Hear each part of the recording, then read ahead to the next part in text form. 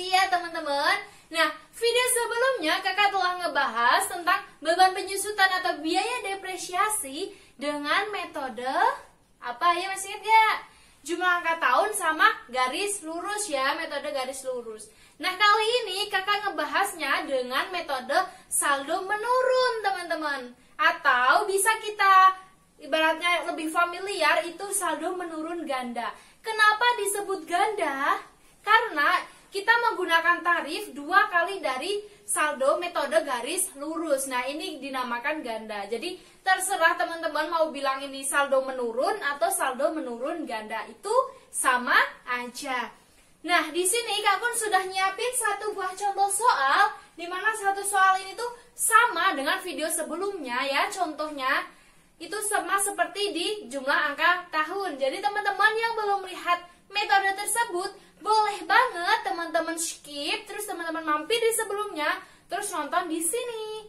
Terus poin pentingnya ini ada kelanjutan dengan metode yang garis lurus ya. Nah, begini teman-teman, logikanya kalau metode saldo menurun ganda atau yang bisa kita dengar dengan saldo menurun, logikanya itu sama dengan yang namanya jumlah angka tahun, karena di sini masuknya dalam metode pembebanan menurun, di mana biayanya semakin tahun itu semakin tinggi ya teman-teman. Jadi dibebankan di awal. Jadi di awal-awal itu lebih tinggi teman-teman, lebih tinggi karena menggunakan 2 metode ini, di mana biaya yang saat kita memperoleh itu kan pasti lebih besar dari sebelumnya. Tapi biaya untuk operasional, jika itu suatu mesin, semakin lama kita gunakan, semakin lama semakin banyak juga biaya yang harus kita keluarkan. Contohnya begini sobat, kalau kita beli sepeda motor ya, kita beli baru, sebulan kita menggunakan pasti rasanya enak kan, nying, tarikannya itu masih halus, terus di bawah itu kalau dipakai itu enak, cantik, ibaratnya itu pantas gitu ya. Nah, coba teman-teman bandingkan dengan 10 tahun kemudian, sekalian lihat sepeda motor itu apakah sama dengan yang pertama kali beli? Tentu jawabannya tidak kan?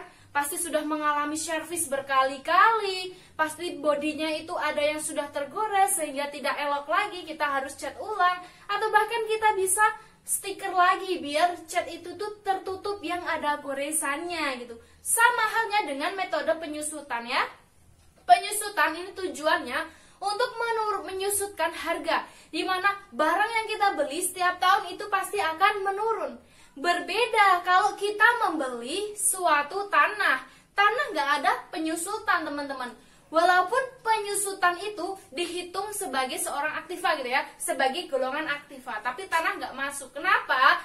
Karena logikanya kalau teman-teman beli tanah sekarang harga 10 juta, 10 tahun kemudian bisa aja jadi 100 juta. Jadi nggak ada penyusutan.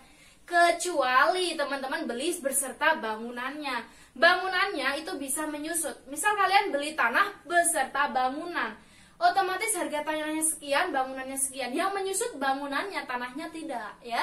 Jadi penyusutan itu tujuannya untuk menyusutkan aktiva yang berwujud gitu ya, yang berwujud dan logikanya masuk untuk disusutkan. Tanah memang berwujud, tapi kalau di logika nggak akan masuk kalau disusutkan, betul?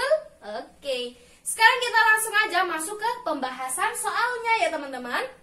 Nah, teman-teman di sini tuh soalnya seperti yang Kak Kun ibaratnya Kak Kun jelasin di video sebelumnya. Jadi teman-teman bisa lihat video sebelumnya biar lebih klop gitu ya pemahamannya. Nah, di sini Kak Kun bacain soalnya ya, bahwa pada tanggal 2 Januari 2020 ini ya, PT Abadi membeli sebuah mesin dengan harga perolehan mesin 135 juta dengan taksiran nilai sisa 15 juta dan masa manfaatnya 4 tahun. Begini teman-teman, untuk menghitung biaya depresiasi atau beban penyusutan atau beban depresiasi, terserahlah mau manggil apa gitu ya, itu rumusnya nilai buku awal kita kalikan dengan tarif saldo menurun. Nah, nilai buku awal ini tidak termasuk dengan nilai residu ya.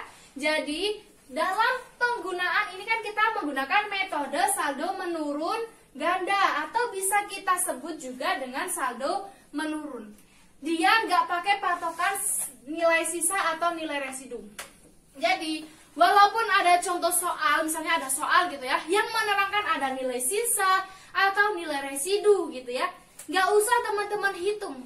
Karena ingat ya, rumus dalam saldo menurun ganda atau saldo menurun itu hanya nilai buku awal dikali tarif saldo menurun. Jadi teman-teman bisa lihat dong bahwa nilai buku awal di sini ada 135 juta ya. Jadi di sini 135 juta. Ini Kak Kun ibaratkan sebagai tahun pertama ya.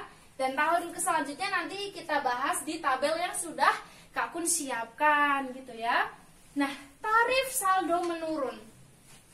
Tarif saldo menurun juga pakai patokan ya, 2 kali dari tarif garis lurus.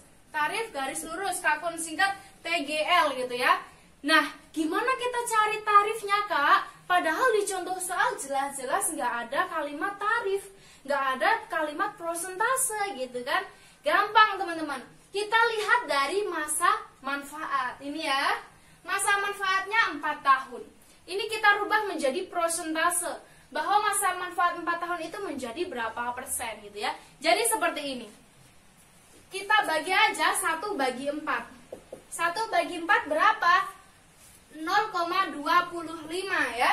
Nah, 0,25 kalau diprosentasekan berarti jadinya 25%. Nah, sedangkan untuk metode saldo menurun ganda itu 2 kali dari tarif garis lurus. Ini tarif garis lurus ya.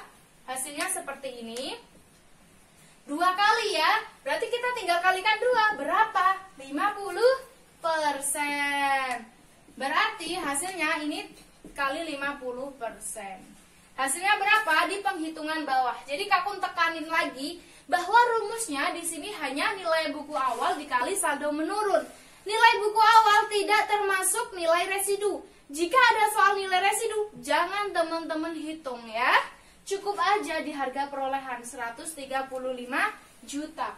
Tarif saldo menurun kita dapatkan dari 2 kali tarif saldo lurus, metode garis lurus. Kita hitungnya dari 4 tahun. Kok bisa sih Kak 1 bagi 4? Kok Kakak bisa dapat angka 1? Logikanya gini, kita di sini untuk mencari persen. Persen itu maksimal berapa? 100. Nah, kalau 4 berarti 40. Nah, Kak Kun ini ibaratnya lebih ringan aja. Daripada 100, berarti kita 1 banding 4 gitu aja ya. Dari 10, 1 banding 4. Hasilnya 0,25. Tinggal kita persenkan jadi 25%.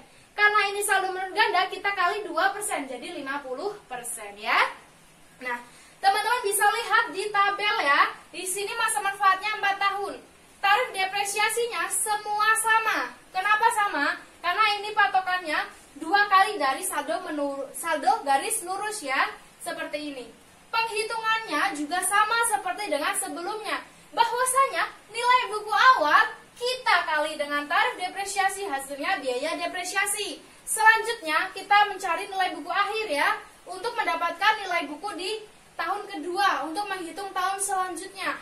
Tinggal ini taruh sini, kita kalikan 50% lagi. Hasilnya berapa? Ketemu juga sekian. Sampai ke bawah teman-teman bisa lihat. Nah, ini karena ini sebentar lagi mau hujan, jadi Kak Kun langsung masuk ke jurnalnya aja ya. Jadi teman-teman bisa pahami lagi di sini. Ini sama dengan pengaplikasian sebelumnya. Jadi teman-teman bisa lihat di video sebelumnya. Untuk jurnalnya itu sama ya. Beban penyusutan pada apa? Akumulasi penyusutan. Atau bisa teman-teman anggap sebagai biaya depresiasi pada akumulasi depresiasi. Hasilnya berapa? Sesuai dari permintaan soal. Misalnya 2 tahun dari tahun pertama, berarti kita ambilnya diakumulasi. Ini ya, 2 tahun dari tahun pertama, 101.250.000. Didapat dari biaya depresiasi tahun pertama tambah tahun kedua. Kalau ditanya tahun keempat, kita ambil aja depresiasi tahun keempat. Ini ya, tahun keempat. Berapa? 8 juta sekian. Jadi tergantung dari soal. Di sini kan tertera 2 Januari 2020. Kalau ditanya, misalnya sampai bulan April berapa? Ya tinggal hasil ini kita bagikan bulan. Ini kan 12 bulan. Kalau Januari ke April berapa bulan teman-teman? Coba kita hitung. Januari, Februari, Maret, April. Ada 4. Berarti 4 bagi 12 kita kali ini hasilnya sampai April. Jadi seperti itu ya sobat. Ini karena situasi kakak bikin video ini juga mau hujan. Jadi seperti ini penjelasannya. Misalnya ada kekurangan, ibaratnya pengen tanya kak sampai gini, boleh banget kalian tulis di komentar ya. Sebelum hujan semakin deras dan suara kakak tidak kedengaran, jadi kak pun akhiri sampai di sini ya. Oke, tetap semangat, jangan lupa belajar.